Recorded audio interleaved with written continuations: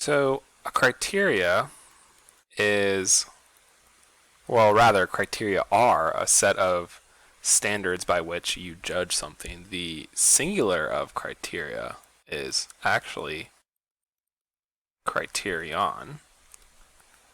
So an example of a criterion, right, or an example of a set of criteria might be, when you're applying to college, how are you judged?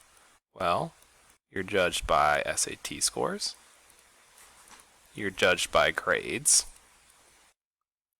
And you're judged by essays. So, altogether, this is a set of criteria, each one being a criterion.